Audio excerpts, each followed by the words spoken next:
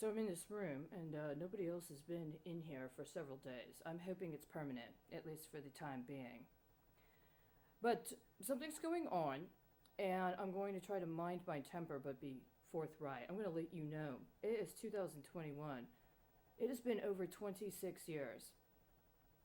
For 26 years, I have been waiting to learn the formal and appropriate manner to engage and study with what I understood at the time of asking was not only my faith preference, but what I was supposed to be doing. I was not raised in those ways. There was a reason for that.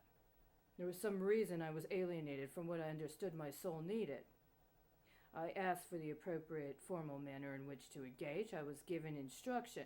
After taking the first step, I understood there was something else I needed to do, specifically because of whom I asked. I'm not going to dishonor that, but I have to say I'm disappointed. It's been over 25 years. Whatever recrimination or misgivings there may well have been, they have been identified and understood to be completely unfounded, but something else has happened, a curse of some sort. Whereas if my soul was mixed up with somebody else's, perhaps even have attempted for torment. And so now I am not supposed to learn Hebrew. I'm not supposed to study Judaism. I've had the books for a while, but I held off. Why? Because when I attempted in my private study, inside, where I thought I would be safe, I was afflicted with such torment. I was in physical pain. It was so horrible. What ended up coming through? It had a curse. I couldn't read, I couldn't study, I couldn't pray without hearing that curse in the background, and something in my soul became furious. You see, I was praying as a feminine. I didn't realize it until I started. But something was afflicting her. It was a horrible, terrible affliction.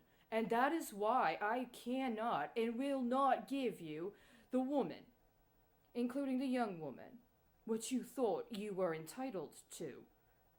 You engaged a ritual of profanation of her, trying to prove some point. What you proved is you're completely unworthy to have her. She was not for torment. She was not for chastisement.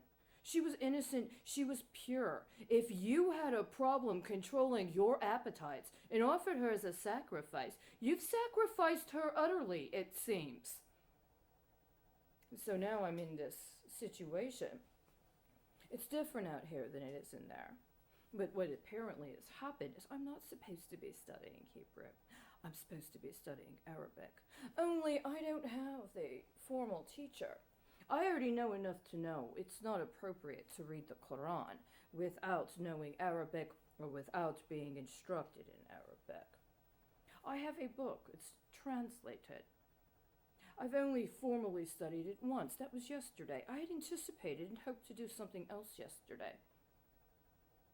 But what I understand you want right now is for me to do something I find repulsive, regardless of whether it's in Hebrew or Arabic or Greek or Slavonic or English.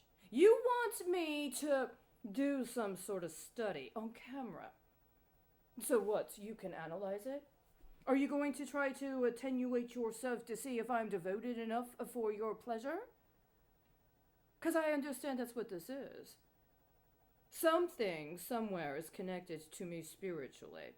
You need to see an act of humiliation, including a humiliation of spirit, to feel like somehow some acknowledgement has been made. You have a need for your power to be gratified by lusting and coveting somebody else in sincere devotion.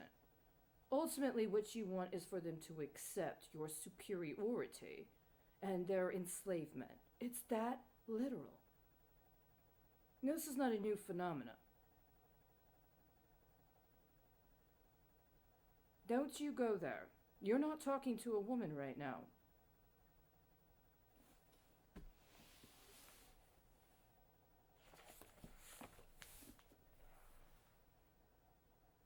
about the hides of dead animals.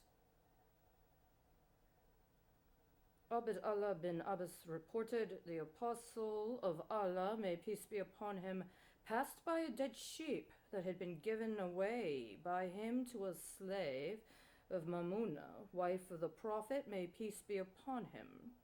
He asked why the skin had not been made use of. They say, Apostle of Allah, it is dead. The apostle, may peace be upon him, said, the eating of the dead is prohibited, not utilizing its skin. Footnote: of a person under stress to eat the carcass. When a person fears death by starvation and he is unable to find lawful food, he may eat the carcass to fill and to keep some of it with him. But if he finds lawful food, he is to throw away the portion he has kept.